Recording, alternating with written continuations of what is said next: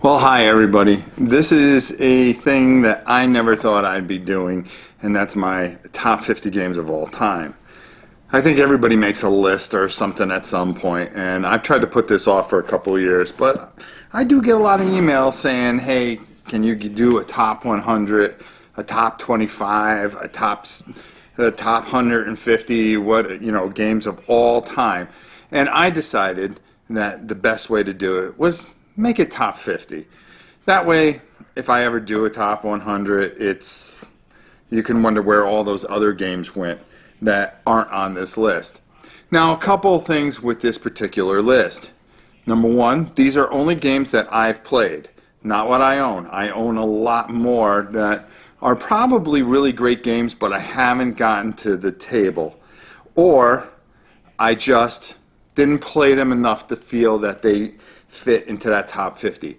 Now, I did this off the top of my head to start, and then I went out and I checked the BGG list and checked all the things that I may have played or maybe I don't own. And I also went out into the I don't even know what we call it anymore, the supply room, where we have basically everything, and I looked through to see if I missed anything.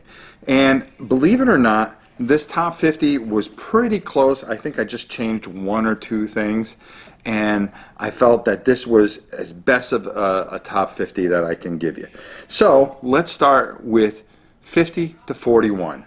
Now, the 50th game, the game that came in 50th, is Camel Cup or Camel Up. I don't know which one that people use as, but it is a fan favorite of the home. I mean, we love this game. We love to play against each other. This game has a lot of legs here, and we love this game. Now, for a top 50 game, is it a top 50 game all time? Rated by the people? Probably not. But for me, it's very personal because of the way my family interact when we play this game. At 49 is Panzer Blitz, the old Avalon Hill game. The reason being, that is one of the first games that I purchased. I remember I purchased it in Vermont. I was teaching at a camp called Camp Cabion. Well, actually, it's in New Hampshire, excuse me. And there was a gaming D&D store, and back in the early, 80s. No, I think it was even before that, maybe a little bit. But, well, no matter how you look at it, I saw this, and they were playing it at the camp, and I was just sucked in because I didn't realize that there were even better games out there that had such depth. And there was a lot of depth at that time for me. So I consider that my first real war game. But coming in at 48, believe it or not, is a game that I really consider my first war game. And that is from Milton Bradley, believe it or not, the American Heritage series, and it's called Skirmish.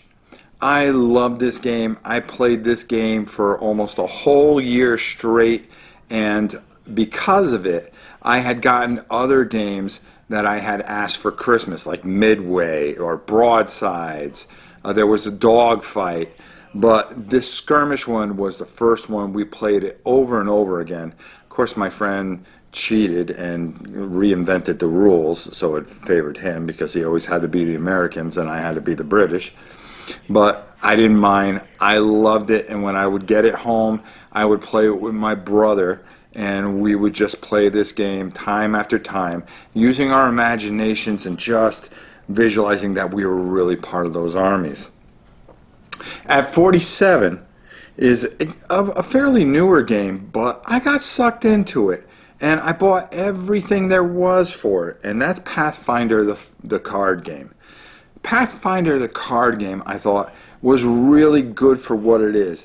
I liked because a lot of times when the kids got busy doing their own things, and there's not a lot of people to play things with here, I could take it out and I can go on my own dungeon adventure without having to set up a ton of tiles and stuff. All it was just putting out the map, a bunch of cards, and following the storyline. And I found that I really enjoyed it. Plus there was a lot of dice chucking in it. I've always been a sucker for good card games, and this is one of them, and this made it to 47. Now 46 is one that you think would be a lot higher.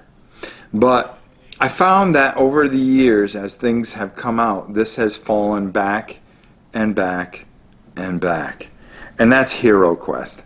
As classic and as fantastic as this game is, and it really is kind of the first real dungeon crawl game, I really felt that this one here kind of fell back because other things just did it so much better. But I love this game. This is such a great game. GW miniatures back in the day, which were fantastic, and just good, solid role playing, which, let's face it, I'm a sucker for dungeon crawls, and this is just one of them that really means a lot. Now, here's another one that you think would be higher on my list, since it's the family's favorite game of all time, and that's Talisman. Talisman is at 45, and I'll tell you why. Number one, we play it every year. We play it a lot. I enjoy playing it with my family, but oh my God, when you put that out, you are camping there for the entire day. And where the excitement and we really go at it with each other makes the time go by fast. There was one time we played for 8 hours and we didn't even realize it. We were playing out in the studio, and the entire day just kind of flew by, and the queen came out and said, "Hey, did you guys want dinner or not? It's getting cold." And we went, "Huh?" Thinking it was lunchtime, when actually she ordered pizza because it was almost 7 o'clock at night when we started at noon, which shows you how much this game could really suck you in. This next game at 44 is a game that I've recently played a lot with Janice. We've done a live play with it with Brenda, and I really enjoy this game.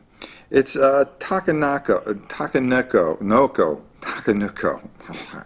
Either way you say it, it's tough. But you're actually moving through the market and shopping, and it's such a light, quick, but strategic game with beautiful components. Of course, I've got the deluxe edition, and I absolutely love the game.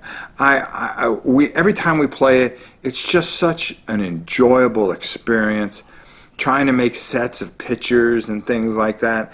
I really, really like this game. And you wouldn't think that this game would be this high on the list for me, but I am telling you right now, it is there at number 44. This next game at 43 is a new entry. And one thing I've got to make clear with this entire list is I'm about an eighth, not even an eighth, through all the games I got from Gen Con. But this is one of the ones I wanted to play right away because I just was captivated by it, and it wasn't on my list. And at 43 is Unearth. I really love everything about this game. I love how it plays. I love what it does.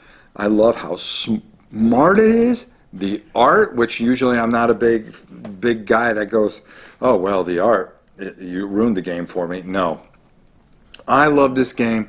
I think this is something fun. I think it's something that you can play with 2 players and have as much fun playing with 4 players because it's that good of a game. So it made it up to 43. Will it stay there? I guess there's only one way to find out, and that's to see next year, maybe? I don't know. This next game here is one of my all-time favorite games by one of my all-time favorite artists, designers, somebody that to be honest with you, really got me back into gaming, and that's Richard Launius' game, Defenders of the Realm. I love this game. Even though there's a lot of games out there that use this mechanism and do a better job with it, this is something that is very personal to me. And I love this game. I love everything about it. I bet you I'm going to even love it more when I one day get the Dragons expansion for it. But I've always enjoyed this game. This is a game that we pop out every once in a while. Huge map, big, trying to beat it. We've beaten it, and it's one of the games that I can say that we've beaten, but even though we beat the game, we found that we've gone back and played it some more. Sometimes when we beat something after something was really hard, and I love to play very hard games because it's not that I like losing, I like the challenge, and losing right off the bat, it just makes me think, and I enjoy that aspect of games like this. This was a lot of fun. I had a great time. I learned it from him. I played it at the very first Dice Tower Con, and it was one of the very first games I've ever played at the Dice Tower Con. So it holds a special spot for me, and of course, it's Richard Launius, a good friend of mine. At number 41, rounding out, see a little ding and everything. Like I said, don't expect this to be like everybody else's well-produced things. I just let it fly. At 41 is a game that I discovered, oh my God, I saw it come out at Cool Stuff, and I was curious about it. And then I opened it up and brought it home, and I looked for a video on it, and I couldn't find too much about it. But when I got it home and I really discovered, first of all, the box was about 10 million pounds. I was just enthralled with this game and wanted everything in the world to do with this game. And that's King's Armory. King's Armory is a fantastic, the best way to call it, it's like one of those games that you play on the computer where you're just getting swarmed. It's a tower defense game. There you go. And the way how ingenious this one does it, and I think it does it better than any other one, and John Root, who has done a wonderful job with this game. I can't thank him enough for doing such a great job with it because it's such a joy to play. And we play it quite often. And the reason we don't tape it as much is because we play it so much. It's fun, and when you get all the expansions and all the extra cards involved, and I was actually thinking of getting 2 sets to do a gigantic one, and thought that would just be really, really cool. I don't know how I would pull that off, but I would think of a way to pull it off. It's a game that really deserves to be in my top 50, and I'm just excited to have it there, and that I own that game. I love that game. The only negative thing I can ever say about this game was the castles putting them together. I put them together wrong, so that kind of ruined everything. But I went out and molded my own castles, so guess what? They look even cooler now. Maybe we'll play this again, who knows. So there you go. That's 50 to 41. I hope you enjoyed this, and I hope you enjoyed some of the explanations behind why I put the games where they're at. Now, we're going to be doing this twice a week, so Friday and probably Tuesday, you'll get a new video until we get to the top 10, and that's when we are going to do the top 10 live, and we're going to talk about this entire list of games. And we will talk about the top 40 and then enter into our top 10. So there you have it, the first 10. I hope maybe you agree, maybe you disagree. That's okay. Leave your comments below or email me at novaprime860. I love to hear from you guys and take it from there. So without further ado, when we come back, it'll be 40 to 31. And until then, I'm Rob Warren, and we'll see you soon.